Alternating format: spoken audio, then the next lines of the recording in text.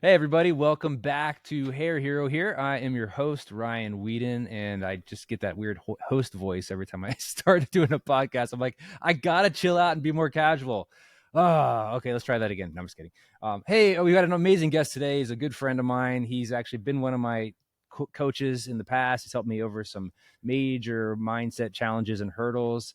He is a business and success coach, and I don't want to waste his time here because I know he's got stuff to do. Don't we all? His name is Brad Bizjack, and you might have seen him on the hero stage changing lives, and that's what he does every single day. Welcome, Mr. Bizjack. Well, thank you, sir. I'm super pumped to be here and to add value to this awesome group. Thanks, man. Yeah, it's been a while since we've actually chatted. We've traded messages here and there like we always do. But man, what have you been up to? Oh, so much, man. So much. There's That's the been stupidest question a person can ask. I'm sorry. That was like the most open-ended, like non-specific, like laziest host question ever. So what's up, dude? How you doing? Sorry, man. Sorry. All right. So so I've just seen you've been living this great life. You have this incredible house on a lake and outside of Chicago, right? I know you're laughing your butt off right now. I got super lazy with that question. Man. All right. I even made a list of things to ask you here. But you're one of those guys who's always very positive, and people hear about about a mindset coach, and I'm kind of curious. I think we all have this idea of a mindset coach. Oh, just I don't need a mindset coach because I just need to smile more and just be positive. Tell me why that's not probably the case. Yeah, well, I mean, for context, something that I used to do all the time, I used to be the guy that just always was super, super bubbly. I had a smile on my face, but on the inside, I was dying. Like positivity was my coping mechanism for my own insecurities. And it was really just me avoiding my problems, right?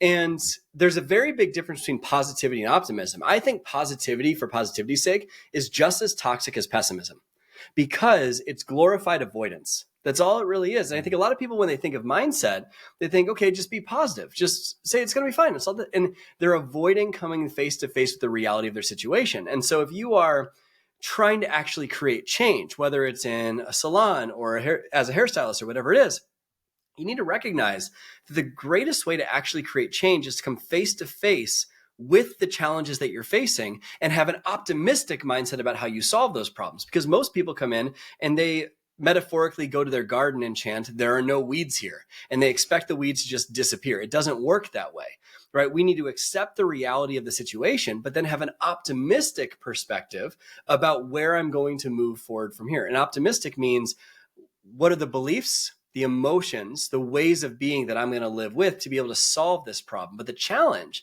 that most people face is they have no idea how to change those beliefs. They have no idea how to elevate their emotional state so that they're naturally in a better place. Most people are just caught up in the whirlwind of the circumstances of their life and think that this is just the way it is, when in reality, you can affect change once you take responsibility for it and you have the tools to be able to wire your mind for success. That's amazing. Well, okay, so let's say somebody's kind of new to this and they're listening to this, and that made a lot of sense. They're like, oh, so I shouldn't just, I have to be optimistic, but there's probably maybe some actionable practices that somebody that is brand new to, like, okay, I want to have more success in my life and in my business. Where do I get started? That's a great question. I think there's two major places that most people need to look at first. But before I tell you what those are, I think it's important to take a look at what doesn't typically work. Because most people try this as the number one go-to. The thing that doesn't work is focusing on the how-to, focusing on the strategy. Let's say that, and by the way, let me just preface that by saying that the strategy matters. It's just not the first thing you should be doing, right? Strategy is very important. You need to know how to price your stuff. You need to know how to do the right techniques with hair. That strategy does matter. It absolutely is important because you can't head east looking for a sunset. You can't put the eggs in after the cake's done baking and expect a good cake. You need the right strategy. But if you start with the strategy, what typically follows is well, is that ever going to happen? How is that going to work? How could that go wrong? And it leads to a state of overwhelm or anxiety or fear. And then when fear is mixed with the right strategy, you either will not apply the strategy or you'll just say it's not enough. I need to study more and look more, and you never actually take action. So if we want to actually affect change at a great level, there's two places that we need to start with. Number one is your beliefs, and number two is your emotions. Those two places are the foundation of everything. I'll go into each of them. Beliefs are an invisible force that controls your life. Our entire life is controlled by invisible forces. Like, think about gravity. Too much gravity and you're crushed. Too little gravity and you'll float away. You can't see it. It's invisible. Love. Wars have been started over love. When you are perfectly in love, everything's beautiful. When something is wrong with you and your partner, it impacts everything. Love is an invisible force. Beliefs are also an invisible force that control your whole life. And the thing about beliefs, and the crappy thing about beliefs, is that you believe them, right? You think that they're actually real. Most people never take a moment to question if the way that they're looking at a situation is actually true. Like, for example, most people believe that the sky is blue, right? But is that actually true? Is it actually true the sky is blue? What about a sunrise? What about a sunset? What about at night? What about when it's raining? What about when it's cloudy? What about the scientific answer that it's not any color, right? It's just light being reflected. So the whole point is people go through their whole lives with this set of beliefs. Let's say that you have a belief that money is hard to make and success is never going to be possible for me. Well, if you think about the level of potential you tap into when you believe that, you're at like a 1 out of 10. And then from there, the actions that you actually take to change your life are minimal because you already think that it's not possible to change. And so if you take minimal action to change your life, or the actions that you take are not with the best energy, then the results that you're going to get are very poor. And if the results you get are very poor, what does that do to the belief that you already have that money is hard to make and that success isn't possible? So the very first place to start is identification of what is limiting you. Identification of what you believe about success, about business, about people, about money, whatever it is. And then from there, having a step-by-step process to be able to break those beliefs. But the second place to start is your emotions. Most people don't recognize that the emotional state that you sit down to create change in determines if you'll actually create that change.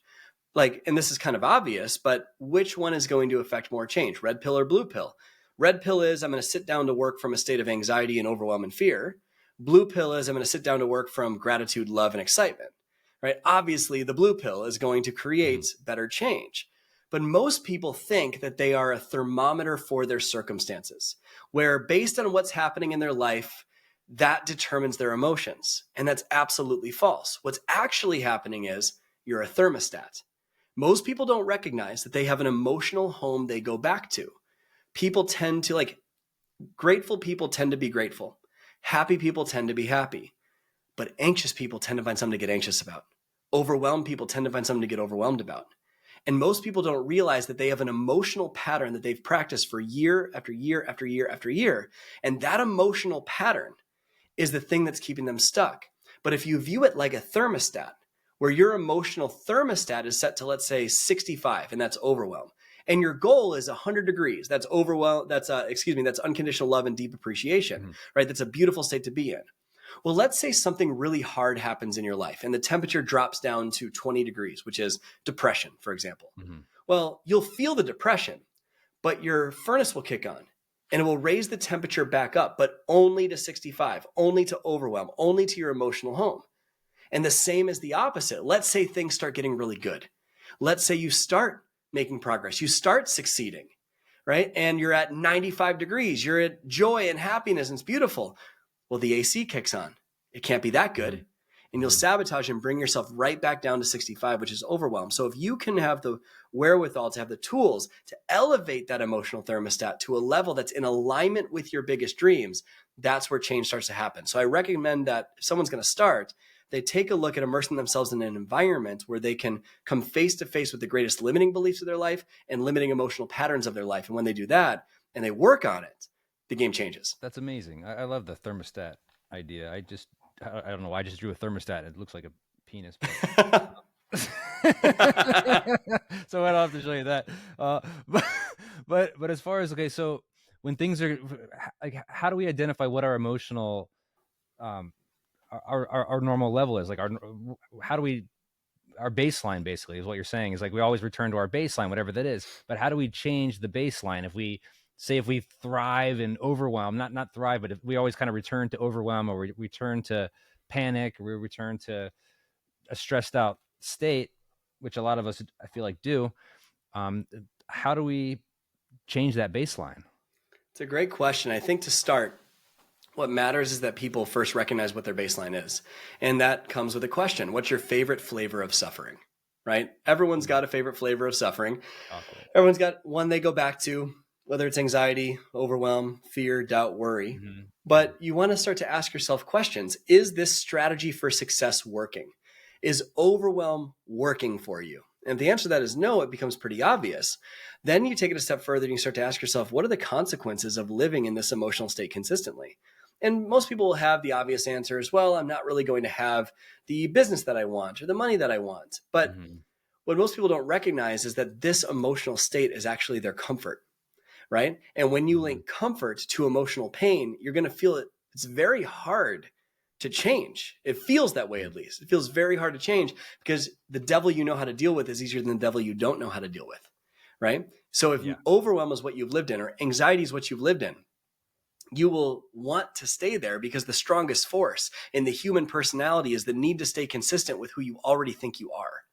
And so if you take a look at that emotion and you ask yourself, well, why can't I change this? It's because that emotion is safe for you. It's where you've consistently gone back to, but there are consequences to everything. And so if you look at what are the consequences to living in this emotion, what will it cost me physically, emotionally, spiritually, financially in 6 months, 2 years from now? Is that actually the emotion that you want to live with consistently? Another way to look at it too is the goals and dreams that you have. What emotions would you need to live in more consistently in order to reach those goals? And the third way that I would look at it is the only reason you feel this emotion consistently is because of the meaning you are giving something, right? Suffering is never found in what happens. It's found in your perception of what happens. It's the only place suffering exists. It's where you perceive that this shouldn't be this way, or it should be different. And next thing you know, you're shitting all over yourself, right? And that's what most people do. But when you change the meaning to your experience, the whole thing changes. One example of this in my life is I used to have so much blame and resentment for my childhood growing up. I had so much anger, and I lived with that. And that's where I used positivity as my coping mechanism to hide from that. But once I recognized that that was setting me up to be able to coach people in the way that I do, then I recognized it was never too late to have an amazing past. All I needed to do was change the meaning of it. So the meaning to what you face is 100% yours. So let's say Ryan and I are going into a smoothie place. Let's say you and I are going to a smoothie place and I decide to open the door for you and I'm being a nice guy. And you're like, thanks, man. That was super kind. And why? Is it because I opened the door or your interpretation of the gesture? It's obviously your interpretation, because I could open the door and you can be like, I can get it myself, right? I don't need you, right? I can get it myself. But the event never changed. It was the meaning you gave to the event that changed. And so if you take a look at the circumstances that you currently say are causing you to feel a certain way, which are not causing you to feel a certain way, by the way, because all of life is cause and effect. The effect of life is your circumstances. The cause is how you feel and the emotions you're living with. Well, if you obsess over the effect, you forget the cause. And if you forget the cause, you can't influence the effect, right? So if you take a look at the effects in your life that you currently label as causing you to feel overwhelmed or anxiety, and you ask yourself, what meaning am I giving those circumstances? And you say, what's a more empowering meaning that will lead me into more action, more responsibility, more change? You give it that meaning, you'll have a different quality of life instantly. And one last thing with this is that expectation is the root of all suffering, right? If you have expectations of how things should be in order for you to be happy, you are going to be very disappointed. My favorite quote of all time is, trade your expectations for appreciations and your whole life changes in an instant. And when you can start that process of recognizing that these expectations are just setting you up for pain and you appreciate what it's teaching you, then all of a sudden you can start to find a greater meaning that moves you forward. This is the easiest interview ever, man. I can go for 6 hours on this. You'll be talking, and of course, as like as a host and interviewer, I know you do the same thing. You're coming up with questions to ask to keep the flow going, questions on what you're talking about, but then you just keep answering the questions that I was going to ask you. And now all I can remember is, I mean, everything was so many gems. I wanted to talk about the expectations, about how I get so pissed off when somebody walks into a store in front of me and they open the door and they close it right behind them without even just like holding it over for me. And I just think like, God, what a jerk, you know? But it's, again, it's my expectation of what I was given, what I was born with. It's kind of like I expect people to chew with their mouth closed, but not everybody was like trained that way. And it doesn't make them a bad person. It's just my belief systems are what they are. I think one of probably the most challenging things to do for all of us, and I'm sure you can attest to this to some degree, is that because we're also rooted in our belief systems, we don't really see them as a belief system. We just, well, that's just the way it is to me. Like, how do I start to, how do I know my own beliefs? Like, I know what I believe, and I know the earth is round, but then you'll meet somebody. I actually met people that said the earth is, I believe it's flat, or I don't know if it's actually round. And I'm just like, I don't even challenge it. I'm just like, oh, good for you, kind of a thing. I'm just like, whatever.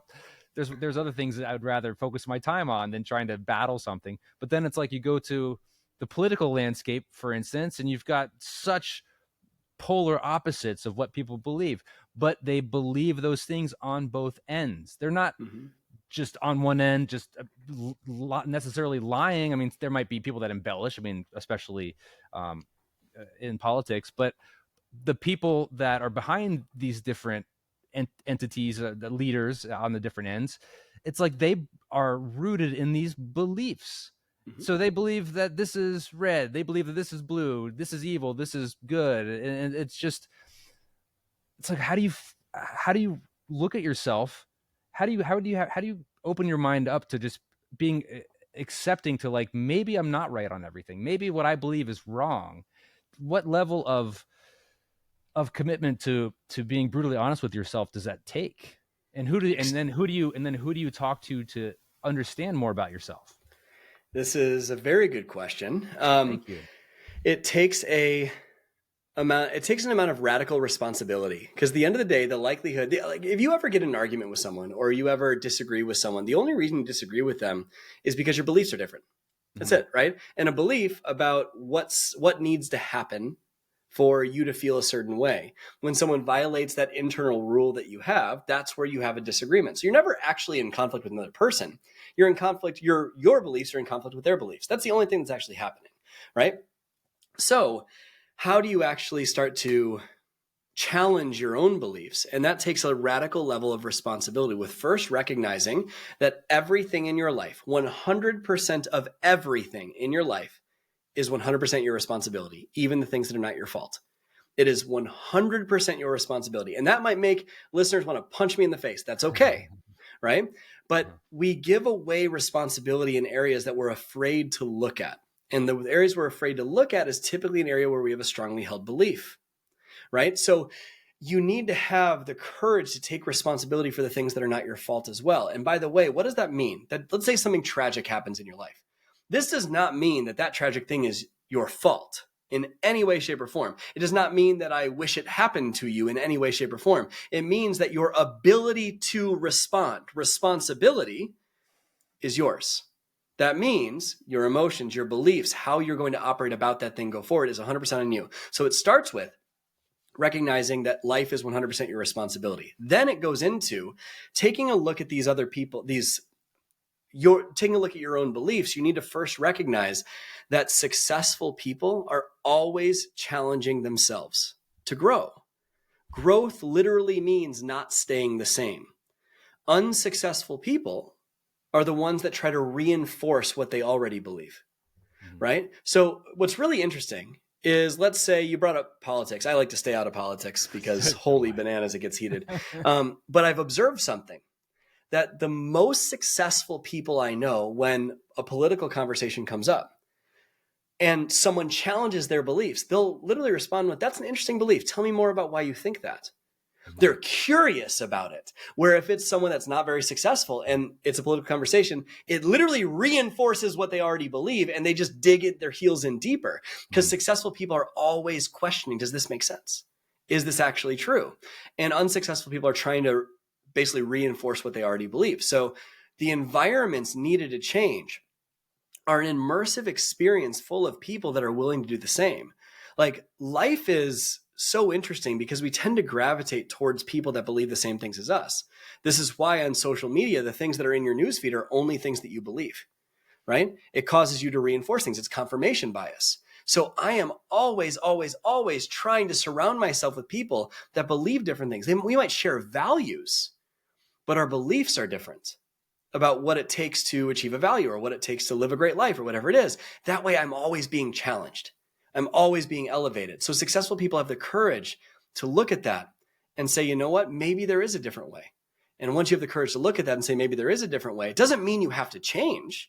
It means that you're open to growth. And when you're open to growth, you get all sorts of different perspectives that make you a more multidimensional person and have a much better quality of life. I love that.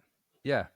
I love being surrounding yourself and challenging yourself with different points of view. And the way that definitely a big takeaway from that was if somebody does challenge you, you say, well, or you see their belief and they're rock solid on something, you say it's very interesting. Tell me more about that, or why you think that way or is.